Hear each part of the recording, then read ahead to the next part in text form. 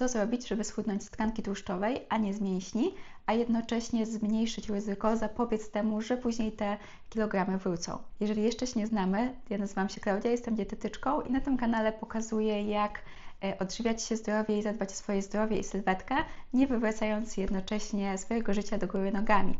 Dlatego jeżeli potrzebujesz takich sposobów, jeżeli chcesz zadbać o swoją dietę, o swój styl życia, to zapraszam do subskrybowania. A w dzisiejszym odcinku poruszę bardzo ważny temat związany z odchudzaniem, z którego wiele z Was być może nie zdaje sobie sprawy, a jest to powód tego, że bardzo często po szybkich dietach kilogramy nawracają ze zdwojoną siłą. I już tłumaczę, o co tutaj chodzi. Tkanka mięśniowa w dużym stopniu wpływa nam na nasze zapotrzebowanie energetyczne.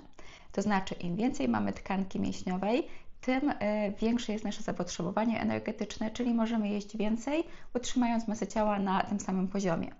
Tkanka tłuszczowa nie wpływa w takim stopniu jak ta tkanka mięśniowa na nasze zapotrzebowanie.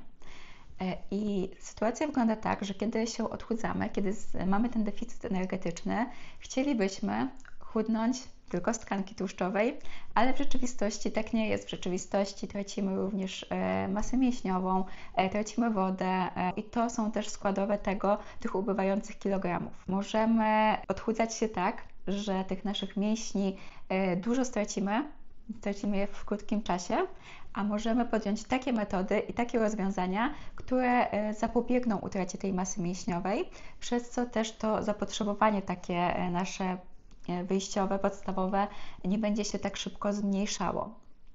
Problem tutaj też jest taki w tkance mięśniowej, że w momencie, kiedy stracimy jakąś ilość tej masy mięśniowej, którą przez życie zgromadziliśmy, to później nie ćwicząc, nie mając takiej aktywności prowokującej te nasze mięśnie z powrotem do wzrostu, my jej nie odzyskamy tak po prostu jedząc więcej. Niestety w ten sposób bardziej ten nadmiar kalorii odkłada się w naszej tkance tłuszczowej, a jeżeli chcemy odbudować mięśnie, no to potrzebujemy je stymulować treningami. Dlatego też to jest taka trudność, z którą zmaga się bardzo dużo osób, które przechodziły już wielokrotnie diety, które przechodziły też przez takie diety głodówkowe, kilkudniowe posty, czy kilkunastodniowe, czy jakieś diety 1000 kalorii, gdzie przez krótszy lub dłuższy okres czasu ta dieta była bardzo niskokaloryczna i faktycznie było wtedy widać te efekty takie od razu, że w tydzień, w 2 tygodnie kilka kilogramów mniej na wadze, ekstra, ale tutaj efekt. No ale niestety to nie było tak, że ta tkanka tłuszczowa nam w takim stopniu tutaj spadała, tylko właśnie w głównej mierze przez te pierwsze dni w takich niskokalorycznych dietach spadek dotyczy glikogenu mięśniowego, dotyczy wody i niestety tracimy mięśnie zamiast tłuszczu, a nie o to chodzi.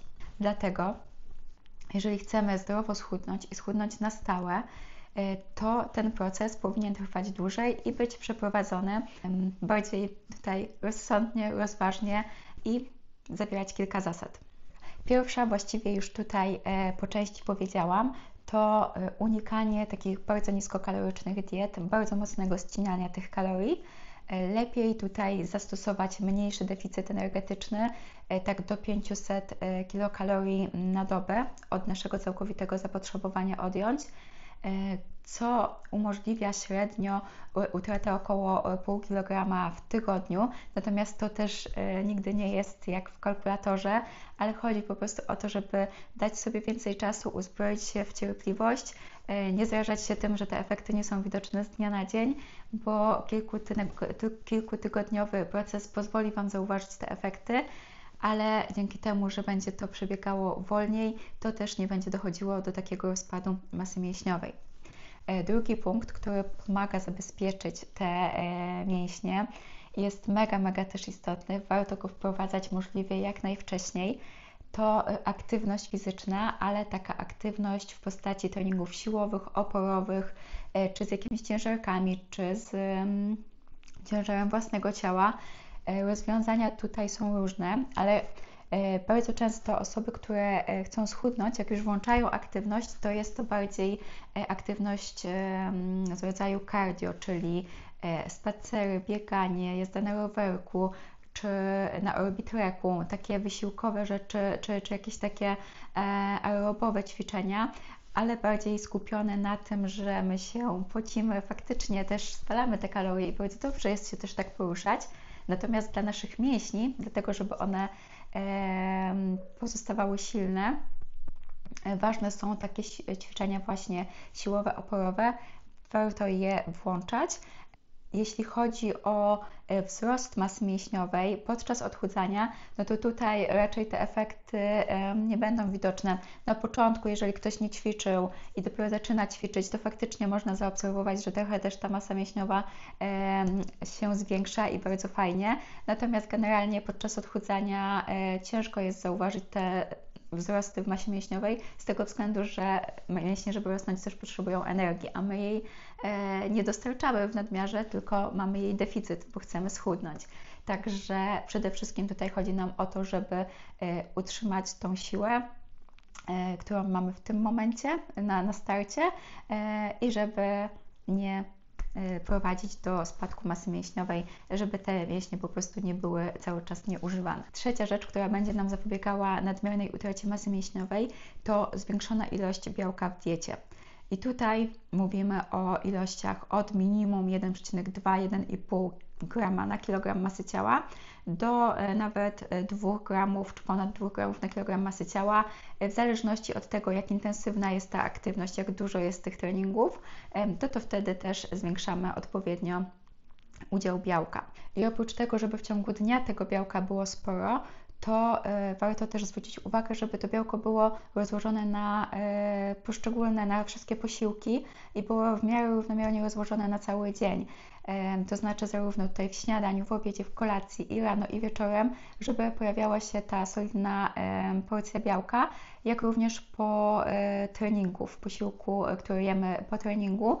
Lepiej też tutaj nie doprowadzać do takiej sytuacji, że mamy trening już na wieczór, na koniec dnia i po nim nic nie jemy. Wtedy, jeżeli taka sytuacja występuje, to chociaż taki koktajl właśnie białkowy warto sobie włączyć, żeby odbudować te zapasy i dać szansę też lepiej zregenerować się mięśniom, które podczas treningu są jednak nadwyrężane.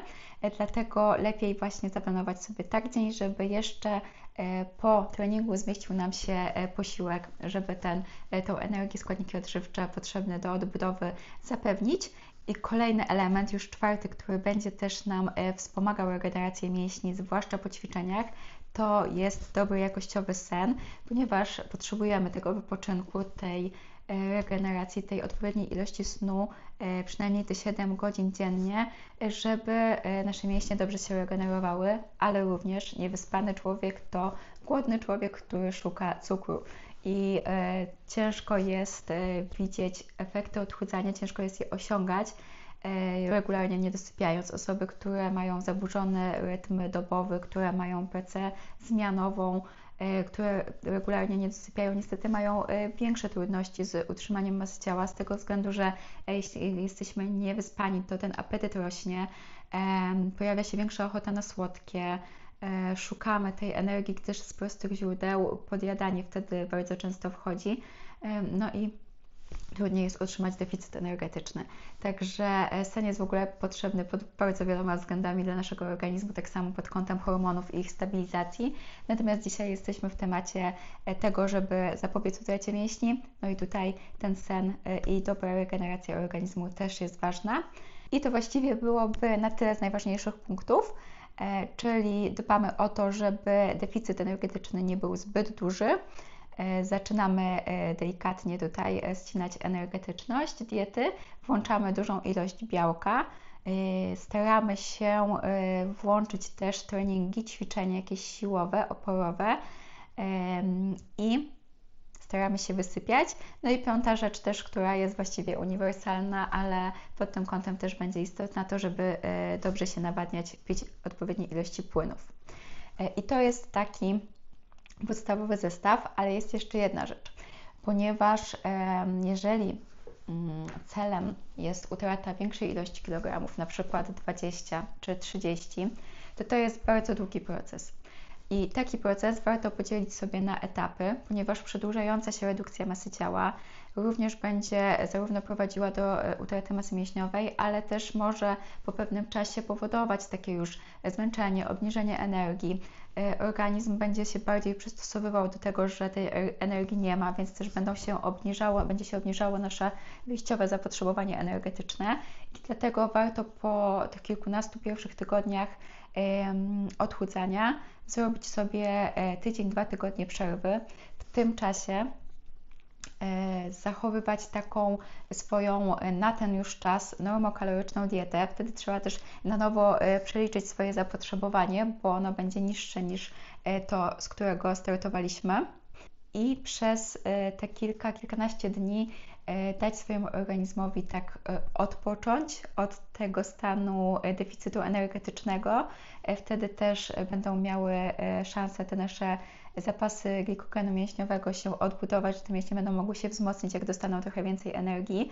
Ważne jest, żeby tutaj być na takim mniej więcej swoim zero energetycznym, żeby też tutaj nie zjadać nagle zbyt dużo i nie doprowadzić do tego, że ta masa ciała zacznie z powrotem wzrastać, ale takie przerwy pomagają się w ogóle całemu organizmowi troszeczkę zresetować, odpocząć, zregenerować i wtedy możemy kontynuować dalej redukcję masy ciała z lepszymi efektami. I to się może wydawać takie kurcze, strata czasu, że to się wydłuży cały proces, ale przeciwnie, dzięki temu możemy uzyskać lepsze efekty i też zachować mniejszą utratę masy mięśniowej, co też na koniec, w momencie, kiedy już osiągniemy naszą oczekiwaną masę ciała, jest bardzo ważne. Im więcej będziemy mieć tej masy mięśniowej, tym lepiej, bo tak jak powiedziałam na początku, większe będzie nasze po prostu podstawowe zapotrzebowanie energetyczne. Na dzisiaj to już wszystko. Dajcie znać, czy ten film był dla Was przydatny. Jeżeli jeszcze macie jakieś dodatkowe, szczegółowe pytania, dajcie znać w komentarzach. Jeżeli potrzebujecie zbilansowanej diety, która zawiera odpowiednie ilości składników odżywczych, to sprawdźcie moje gotowe jadłospisy lub też sprawdźcie opcję współpracy 1 na 1, jeżeli potrzebujecie takiego indywidualnego wsparcia w procesie odchudzania. Na dzisiaj to już wszystko. Dzięki bardzo za oglądanie. Do zobaczenia. Cześć.